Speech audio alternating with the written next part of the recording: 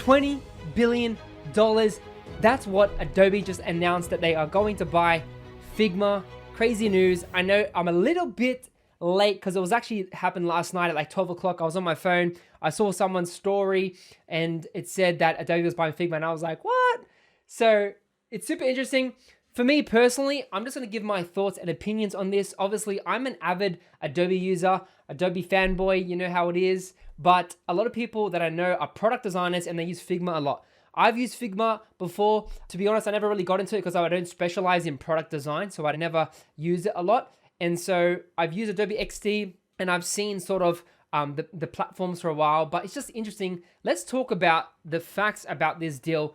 $20 billion is a lot of money and it's a big evaluation from Adobe. I recently just watched Misko's thoughts on this, and he said that based on generic facts, typically when someone buys out a startup, they use a 10 to 20x multiple, but Adobe is paying 50x the amount because Figma generates $400 million a year in annual recurring revenue, and they're 90% profitable. So you can watch more on Misko's video, but it's super interesting on that. And so to me, it just seems like a game of Monopoly, right? Adobe wants to be the biggest dominating factor in the design industry, in the design space, and they just keep buying everything out, right? It's just interesting how it works because at the end of the day, it's all about business. It's all about having that dominance in the market space and just squashing all the competitors, right?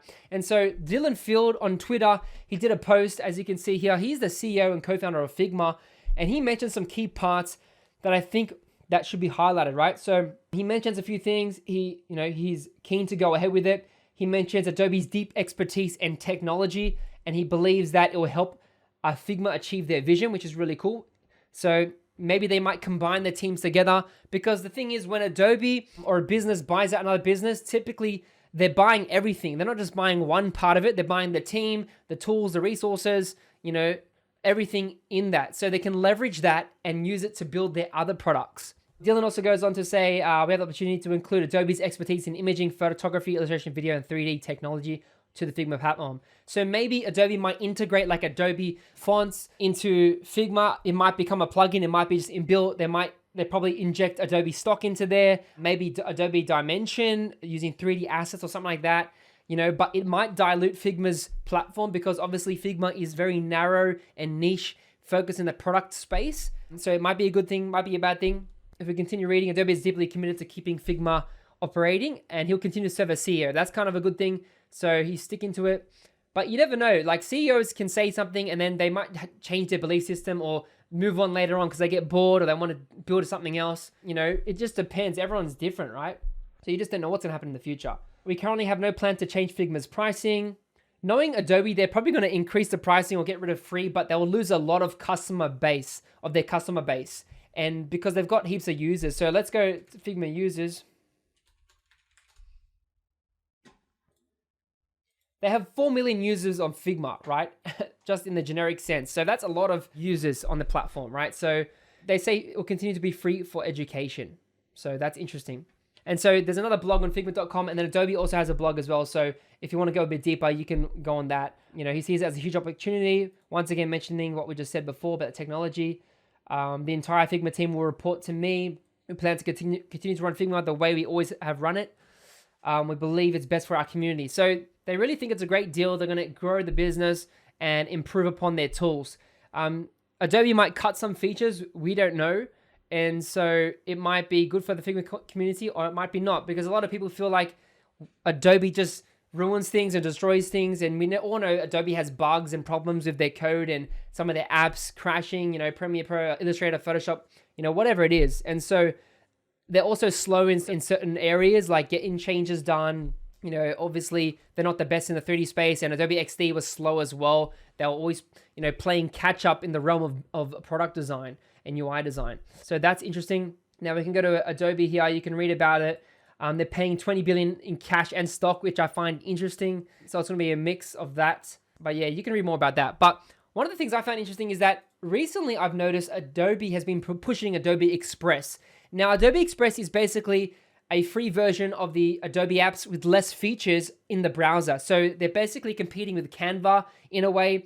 And obviously it's similar to Figma in the sense that it's on the browser. It's a design tool. And so they're trying to get the general public into design by creating this tool. And so I'm curious to see if they use Figma and implement it with Adobe Express, or if they combine it. But they're definitely, I believe that Adobe will bring Figma into the ecosystem of Creative Cloud. I don't know if they're going to merge Adobe XD and Figma together. That would be interesting. Or if they just kill Adobe XD, that would probably be better, because, it's not the best in the best state, because Figma is obviously better than XD at the moment. So I found this very interesting, So it's crazy news. Everyone's been talking about it. There's so many videos out there, but at the end of the day, it's all about business. And Adobe wants to create a monopoly. They have the money, and so they can just, buy it out. And most startups always have an exit strategy anyway. So why not, take some of that cash and move on and let someone else build your dream? Because once you had a dream, you built it, you crafted it, that's good. You've accomplished that thing. Why not cash in a check? I don't see it as a bad thing. But, obviously Adobe can keep having the influence. And I think sometimes it's good to have competition because it increases creativity and it challenges you to think.